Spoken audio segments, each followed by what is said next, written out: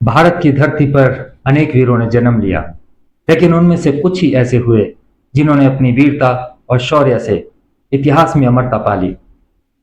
आज हम आपको सुनाने जा रहे हैं उस सम्राट की कहानी जो न केवल अपने वीरता के लिए अमर हुए, बल्कि अपने प्रेम, अपनी दया और अपनी शौर्य गाथा के लिए भी।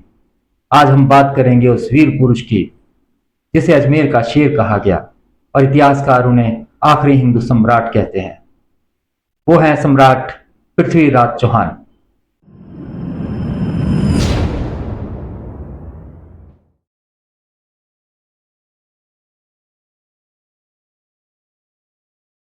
पृथ्वीराज चौहान, जिन्हें राय पिथौरा भी कहा जाता है, भारत के महान राजपूत सम्राटों में गिने जाते हैं। वे चौहान वंश के राजा थे और उनकी राजधानी पहले अजमेर, बाद में दिल्ली थी। उनका नाम वीरता, पराक्रम और देशभक्ति के लिए अमर माना जाता है। पृथ्वीराज चौहान का जन्म 1149 में अजमेर, राजस्थान के चौहान वंश में हुआ था। उनके पिता का नाम सम्राट सोमेश्वर चौहान और माता का नाम कपिला देवी था। कम उम्र से ही पृथ्वीराज धनुर्विद्या, घुड़सवारी और युद्ध कला में माहिर थे। कहा जाता है कि वे आंखों से देखे बिना केवल आवाज सुनकर निशाना लगा लेते थे। इस वजह से उन्हें शब्द भेदी वाण विद्या में माहिर माना जाता है।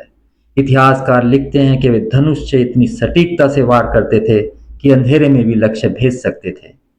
पढ़ाई लिखाई में भी वे कमाल के थे। संगीत और कविता में भी उन्हें गहरा लगाव था। उनके दरबार में कवि चंद बरदाई रहते थे, जिन्होंने पृथ्वीराज रासो नामक महाकाव्य लिखा। पृथ्वीराज चौहान बहुत पराक्रमी और साहसी राजा थे। पृथ्वीराज को किशोरावस्था में ही राजगद्दी संभालनी पड़ी। उम्र छोटी थी, लेकिन हौसले बड़े थे। उन्होंने न सिर्फ राजस्थान बल्कि दिल्ली पर भी अपना अधिकार जमा लिया था। धीरे धीरे उनका साम्राज्य राजस्थान से लेकर उत्तर भारत तक फैल चुका था। लोग उन्हें राजाओं का राजा कहते थे। उनकी वीरता और शौर्य की गाथाएं राजस्थान और पूरे भारत में आज भी गाई जाती हैं। इतिहास में पृथ्वीराज चौहान और कन्नौज की राजकुमारी संयोगिता की प्रेम कहानी सबसे चर्चित है। संयोगिता कन्नौज के राजा जयचंद गाहड़वाल की पुत्री थीं। वे अत्यंत सुंदर और बुद्धिमान मानी जाती थीं। कहा जाता है कि संयोगिता पृथ्वीराज को पहले से पसंद करती थीं। पृथ्वीराज चौहान की गिनती उस समय के सबसे बहादुर और शक्तिशाली राजाओं में होती थी। उन्होंने कम उम्र में ही कई दुश्मनों को हराकर बड़ा साम्राज्य बना लिया था। उनकी वीरता और पराक्रम की ख्याति पूरे भारत में फैल चुकी थी। पृथ्वीराज न केवल वीर थे, बल्कि सुंदर और आकर्षण व्यक्तित्व वाले भी थे। ऊंचा कद, तेजस्वी चेहरा, राजसी आभा, ये सब किसी भी राजकुमारी को मोहित कर सकती थी। संयुक्ता जैसी राजकुमारी के लिए इतना शूरवीर और निडर राजा आकर्षण का कारण बना। संयुक्ता ने पृथ्वीराज का चित्र देखा और उन्हीं को पति बनाने का प्रण ले लिया। संयोगिता पृथ्वीराज पर मोहित थी, लेकिन उनके पिता जयचंद चौहान वंश से चतुरता रखते थे। यह बात जयचंद को बिल्कुल भी पसंद नहीं थी कि उनकी बेटी संयोगिता पृथ्वीराज की तरफ आकर्षित हो। जब पृथ्वीराज को सम्राट घोषित किया गया तो जयचंद ने उन्हें स्वीकार नहीं किया। उसने विरोध स्वरूप संयोगिता का स्वयंवर आयोजित किया। इस स्वयंवर में पूरे भारत से राजा महाराजा आए, लेकिन पृथ्वीराज को निमंत्रित नहीं किया गया। साथ ही जयचंद ने पृथ्वीराज को अपमानित करने के लिए उनके पुतले को दरवाजे पर द्वारपाल की तरह खड़ा किया। स्वयंवर में संयोगिता हाथ में वरमाला लेकर चली। उन्होंने सभी राजाओं को अनदेखा किया और सीधे जाकर उस पुतले के गले में माला डाल दी, जिसे द्वारपाल बनाकर रखा गया था। यह देखकर सभा में सनसनी फैल गई। तभी अचानक पृथ्वीराज वहां पर पहुंचे और संयोगिता को अपने साथ ले गए। इतिहास में इसे स्वयंवर अपहरण कहा गया। इस घटना से जयचंद बेहद अपमानित हुआ। वह पृथ्वीराज का दुश्मन बन गया। उधर पश्चिम से एक नया खतरा भारत पर मंडरा रहा था। वो था मोहम्मद गौरी। सन 1191 में हुआ तराइन का पहला युद्ध। यह युद्ध तराइन हरियाणा के पास हुआ। जब गौरी की विशाल सेना आई तो चौहान ने अपने पराक्रमी सरदारों के साथ डटकर मुकाबला किया। गौरी और चौहान की सेनाओं में भीषण लड़ाई हुई। राजपूत घुड़सवारों की टुकड़ी ने शत्रु सेना को बुरी तरह रौंद दिया। चौहान की सेना ने गजनी के शाह को मैदान छोड़ने पर मजबूर कर दिया। यह पृथ्वीराज चौहान की सबसे बड़ी जीत थी, जिसने उन्हें पूरे भारत का नायक बना दिया। इसमें पृथ्वीराज चौहान ने गौरी को बुरी तरह हराया और गौरी को बंदी बना लिया गया।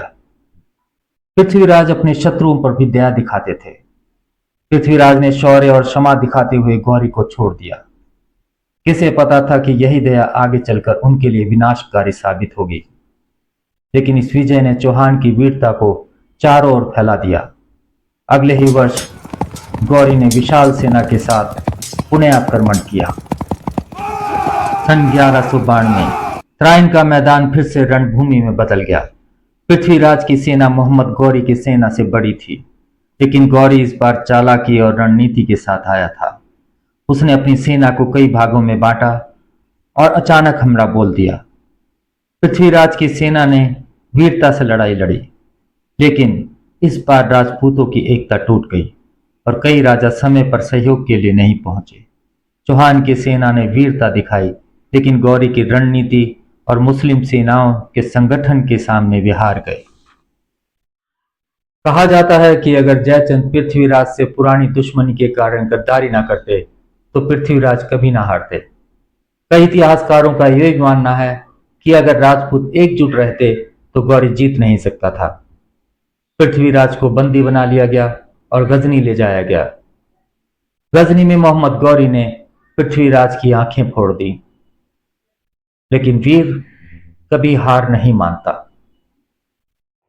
गजनी में पृथ्वीराज चौहान के साथ उनके दरबारी कवि चंद्रबरदाई भी थे। इन्होंने एक योजना बनाई। धनुष बाण के माध्यम से शिकार करने का बहाना कर गौरी को बुलवाया। कवि चंद्रबरदाई ने पृथ्वीराज को शल्क धनुष विद्या की याद दिलाई। यह वह कला थी जिसमें योद्धा केवल आवाज सुनकर निशाना साधता था। पृथ्वीराज रासों में वर्णन है कि गौरी ने जब पृथ्वीराज के अंधे होने का मजाक उड़ाया, तब चंद्रबरदाई ने पृथ्वीराज से कविता के रूप में कहा, 4 बांस 24 गज अंगुल अष्टप्रमाण, ता ऊपर सुल्तान है मत चूको चौहान। चंद्रबरदाई ने कविता के माध्यम से गौरी की स्थिति बताई। इस पर चौहान ने आवाज की दिशा में बाण चलाया और गौरी को मार गिराया। इसके बाद पृथ्वीराज और चंद्रबरदाई ने एक दूसरे को मार लिया ताकि अपमानजनक जीवन न जीना पड़े। दोनों ने वीर गति प्राप्त की। यहीं उनका जीवन समाप्त हुआ। पृथ्वीराज चौहान को भारत का आखिरी हिंदू सम्राट कहा जाता है।